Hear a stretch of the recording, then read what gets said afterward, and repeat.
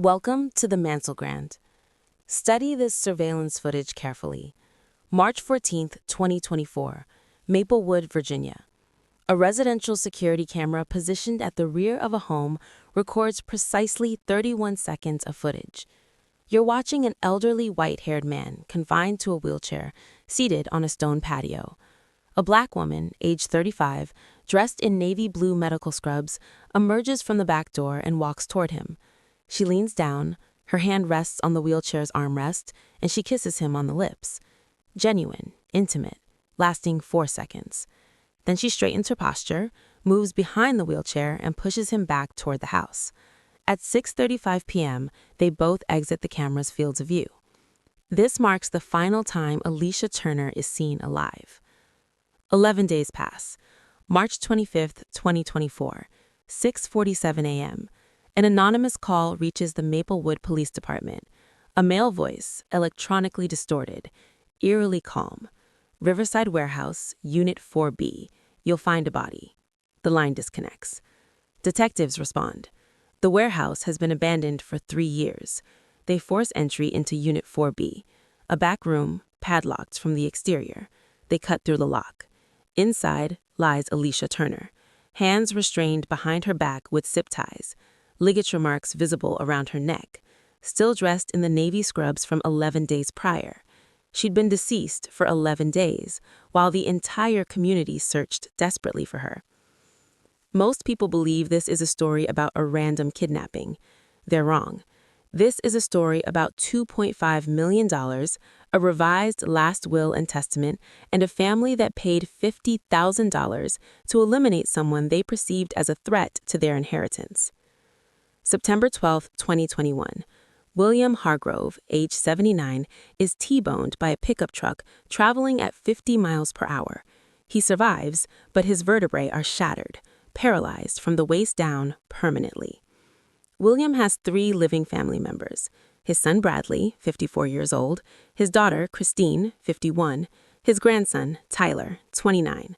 The first month following the accident, they visit regularly. The second month, visits decrease noticeably. By the third month, almost nothing.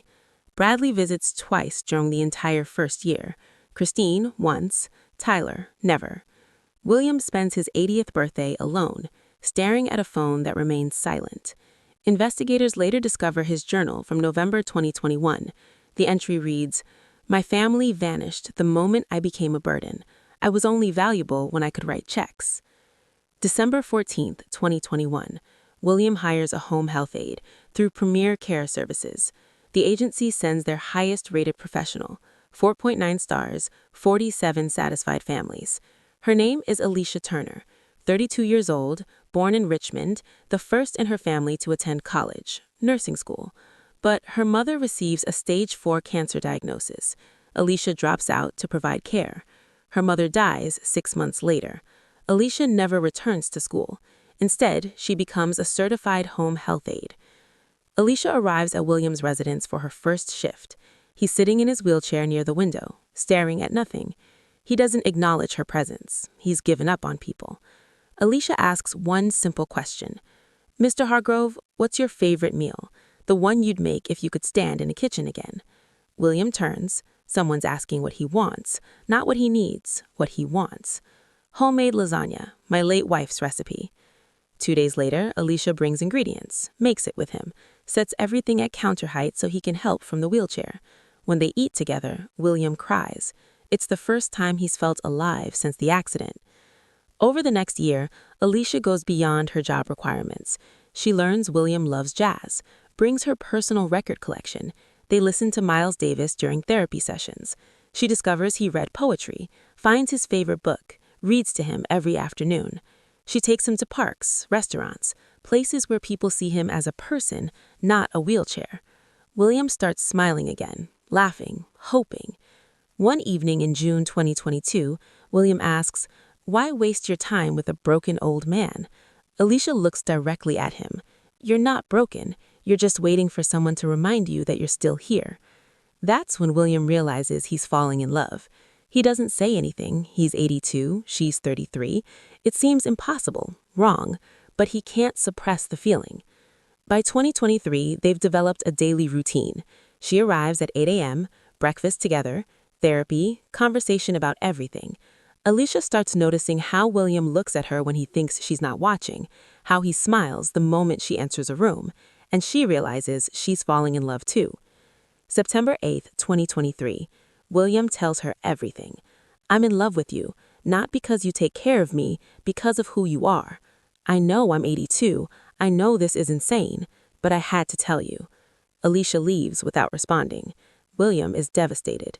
But the next morning, she walks straight to William's wheelchair, kneels down. I don't care that you're 82. I don't care what anyone thinks. I love you too. They become a couple of that day. They keep it secret. They know his family will never understand. January 18th, 2024. Bradley Hargrove visits his father, first time in 8 months. Phone records reveal he'd called his accountant the week before, inquiring about accessing inheritance funds early. He needed money. Bradley walks in unannounced. What he witnesses stops him cold. His father and Alicia sitting together, holding hands, laughing. Not patient and caregiver. A couple. Bradley explodes. She's taking advantage of you. William's anger erupts. Where were you when I was alone? Alicia was the only one who cared. Get out. They leave, but they're not finished. They hire a private investigator. Complete background check on Alicia. The investigator finds nothing. She's clean. They consult attorneys about challenging William's mental competency. The lawyer reviews all medical records. His verdict? Completely lucid. Every legal avenue fails. But then something changes. March 5th, 2024. William calls his attorney, Richard Thornton. Private meeting. William's changing his will. Son Bradley, $200,000, down from $1.5 million. Daughter Christine, $200,000, down from $1.5 million. Grandson Tyler, $100,000, down from $200,000. Alicia Turner, $2.5 million, plus the house, plus all remaining assets. William includes one specific clause. If any family member is convicted of any crime against Alicia, their inheritance is void. Donate it to charity. William signs, March 5th, legally airtight. Done. But William doesn't know his attorney's assistant, Karen Ross, is Christine's college best friend. March 8th, Karen calls Christine. Your father changed his will. Almost everything goes to the caregiver. $2.5 million plus the house. Christine immediately calls Bradley. That evening, Bradley, Christine, and Tyler meet at Bradley's house. Panic, fury, desperation. Bradley speaks. We need to challenge it. Christine shakes her head. That'll take years. We'll lose. Tyler asks, so what do we do? Silence. Bradley's voice drops. If something happens to Alicia before Dad dies, the bequest is invalid. Money reverts to us. Long silence. Christine, Bradley, what are you suggesting? I'm suggesting we make sure she's not around to collect. Police later recovered deleted text messages.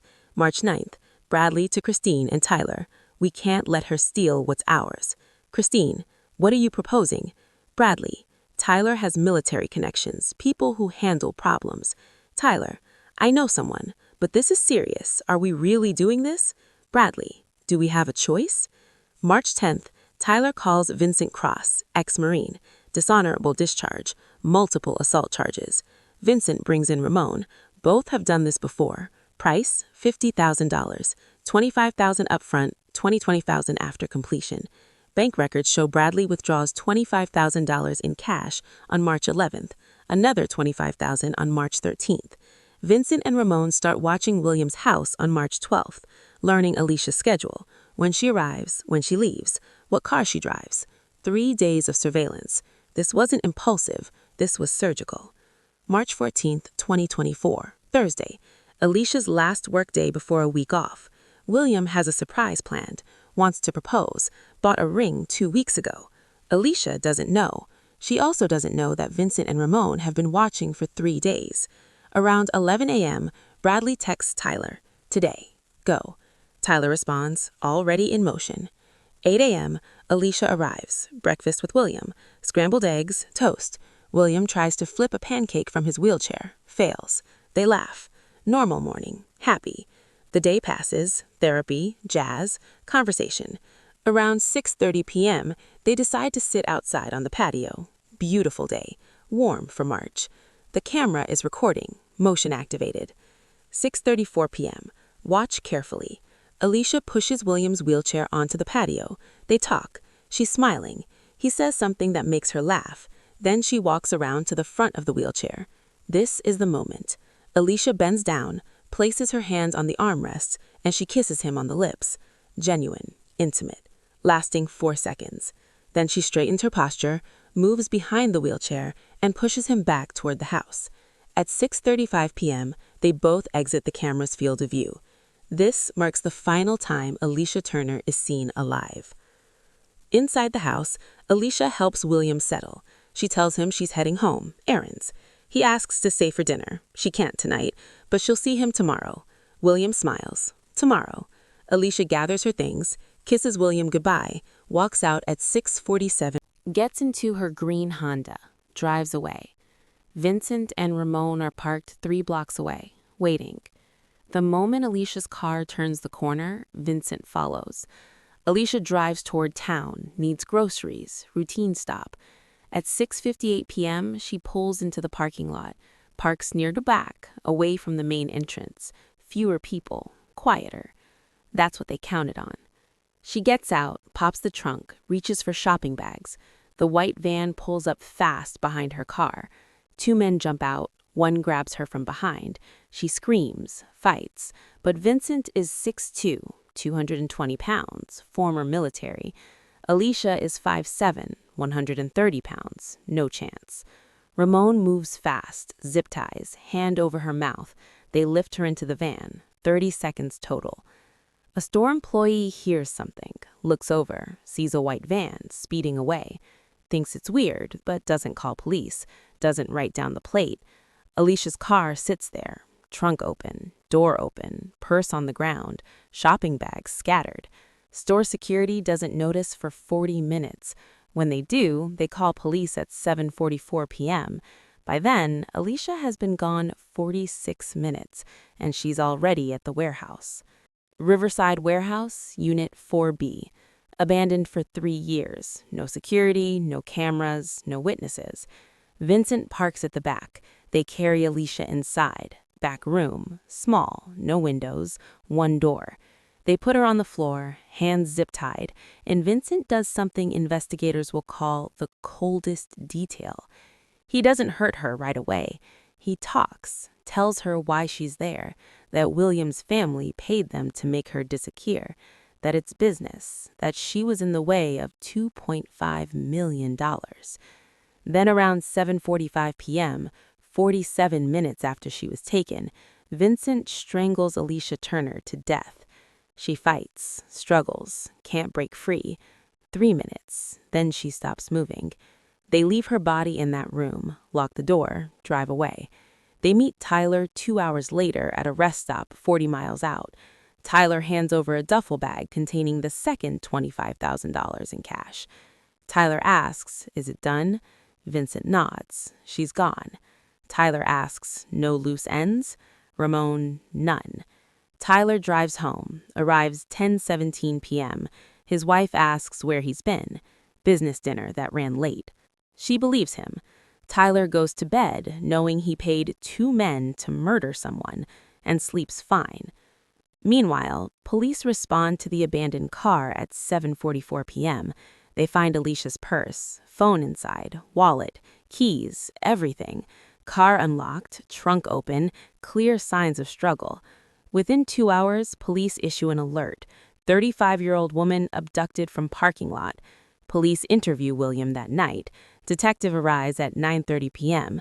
William is wondering why Alicia never called. Detective tells him Alicia's car was found abandoned, signs of abduction. William's world collapses. He tells everything. The relationship, the family's hatred, the confrontations, the will. Detective takes notes, brings in Bradley, Christine, and Tyler the next morning, March 15th. All 3 come to the station. All deny involvement. Bradley was home, has his wife as alibi. Christine was at work until 8 p.m. Co-workers confirm. Tyler was at a business dinner, has receipts. Alibis check out. Police have no evidence. Days pass, a week. No body, no ransom, no contact. Alicia has vanished. William stops eating, stops sleeping, sits in his wheelchair, staring at the door, waiting. March 25th, 6:47 a.m. The call. Riverside Warehouse, Unit 4B. Body. Detectives arrive at 7:31 a.m. Force open Unit 4B. Back room, padlocked from outside. They cut the lock. There she is, Alicia, dead 11 days. Detectives process the scene. DNA from zip ties, fingerprints on the door. But the breakthrough comes when they investigate the warehouse itself. Who owns it? Property records show Hargrove Property Management, Bradley's company, inherited from his father. Bradley has keys to every property, including this warehouse, vacant for 3 years. That changes everything. Detectives get warrants, phone records, bank records. March 10th, Tyler calls Vincent Cross, 8 minutes. March 11th, Bradley withdraws $25,000 cash. March 13th, another $25,000. March 14th, 6:42 p.m., Tyler texts Vincent, target leaving now, green Honda, plate Charlie David 7283. That's Alicia's plate, sent 7 minutes before she left William's house. Tyler was watching, or had someone watching. Investigators track the white van. Rental records show it was rented March 13th with fake ID, but security footage shows Ramon Silva picking it up, returns it March 15th. Forensics examines the van, finds traces of Alicia's DNA, fibers matching the zip ties. Vincent and Ramon are identified through databases. Both have records, both have connections to Tyler through military service. They were in the same unit 8 years ago. April 3rd, 2024. Arrests. Bradley Hargrove, first-degree murder, conspiracy. Christine Hargrove, conspiracy, accessory. Text messages prove she knew. Tyler Hargrove, first-degree murder, conspiracy, kidnapping, solicitation. Vincent Cross, first-degree murder, kidnapping, murder for hire. Ramon Silva, same charges as Vincent. All 5 plead not guilty. September 9th, 2024. Trial begins. Prosecution presents phone records, bank records, text messages, forensic evidence from the van, DNA from the warehouse, and the CCTV footage. The jury watches those 31 seconds. Alicia bending down, kissing William, pushing his wheelchair inside. Prosecution establishes motive. This wasn't random. This was a family eliminating a threat to inheritance. Defense argues circumstantial, no direct proof Bradley ordered it, no confession. But on day 12, Tyler cracks. His attorney negotiates a deal, full testimony against the others, in exchange for life with parole after 30 years. Tyler takes it, takes the stand, tells everything. He testified Bradley proposed the plan March 8th, said the only way to stop Alicia was to eliminate her before William died. Tyler reached out to Vincent. Vincent brought Ramon. $50,000. Tyler provided Alicia's information, plate, schedule, address. Vincent and Ramon conducted surveillance 3 days. Tyler sent the text March 14th, signaling when Alicia left William's house. Tyler met them at the rest stop, paid the second $25,000. Vincent told him it's done. Alicia was dead. Tyler knew and did nothing. Didn't call police, just went home. Jury deliberates 4 hours. Guilty. All counts, all defendants. October 14th, sentencing. Bradley, life without parole. Christine, 25 years. Vincent, life without parole. Ramon, life without parole. Tyler, life with parole after 30 years. Court adjourns. But here's what destroys everything. October 14th, 2024, same day as sentencing, William Hargrove dies. Heart failure. Natural causes officially, but the hospice nurse says William had stopped talking after the trial, stopped responding, just stared. The night he died, he spoke one sentence. I waited 82 years to find love, and my son took it away in 31 seconds. Then his heart stopped. The will. Because Alicia predeceased William, her bequest is void. But because Bradley, Christine, and Tyler were convicted of crimes against her, the clause activates. Their inheritance is void. All of it. Zero. The entire $3.2 million estate goes to charity. They murdered Alicia for money and received nothing. But there's something from trial transcripts that should terrify you. During Vincent's interrogation, a detective asked, "Have you done work like this before? Families hiring you." Vincent looked at the camera, smiled. You'd be surprised how often families kill for inheritance. His attorney shut it down. That line never continued. Case closed after convictions. But that statement hangs. How often? Not if. How often? Think about what this reveals. Alicia did everything right, followed protocols, maintained boundaries until feelings developed naturally over years. She didn't manipulate. She cared for someone when no one else would. William's decision wasn't incompetence. Multiple doctors evaluated him, completely lucid. It was gratitude, recognition that she gave him 3 years of dignity when his family gave him nothing but abandonment. But to Bradley, Christine, and Tyler, that money was theirs by blood. Didn't matter they hadn't visited. The money was supposed to be theirs.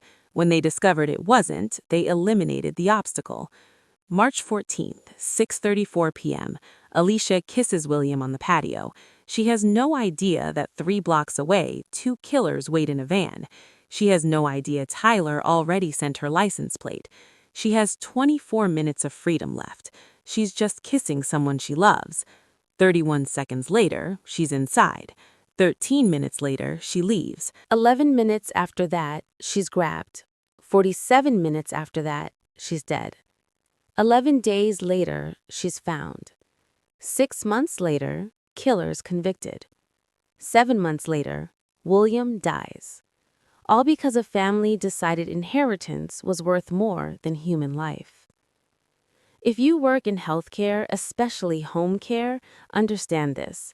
Alicia had perfect reviews, 8 years of experience, did everything right, still became a target because she showed compassion.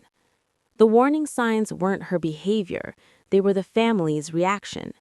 When family members suddenly show up and accuse you of manipulation with 0 evidence, document it. Dates, times, what was said. When they threaten your employment, report it to your agency. Create a paper trail. When they make you feel unsafe, trust that. Alicia had 3 hostile confrontations with the Hargroves. She should have reported it. She didn't because she thought it would blow over. It escalated to murder. The Hargrove case closed October 2024. Bradley, Christine, Tyler, Vincent, and Ramon are in prison. William is dead. Alicia is dead. But the questions remain. How many other families have conspired to eliminate caregivers they saw as threats? How many other Vincents and Ramons wait for the next call, the next $50,000? How many healthcare workers right now are being watched by families who see them as obstacles? We don't know. Most won't be as sloppy as the Hargroves. Most will get away with it. Alicia's last moment of freedom was 6:34 p.m., March 14th. Kissing William on a patio while a camera recorded and killers waited 3 blocks away. 13 minutes left before she walked out that door. If she'd known, would she have done anything different? Run? Called police? Or stayed on that patio with William, knowing those 31 seconds were all they had? We'll never know. But we know this. She deserved better. William deserved better. If you work in healthcare, vary your routines. Don't park in the same spot. Don't leave at the same time. Don't assume family members are safe because they're family. Document every hostile interaction, every accusation, every threat. Trust your instincts. If you feel watched, threatened, or unsafe, report it immediately. Create that paper trail. Alicia had those feelings. She ignored them. It cost her everything. This has been the Mantal Grand.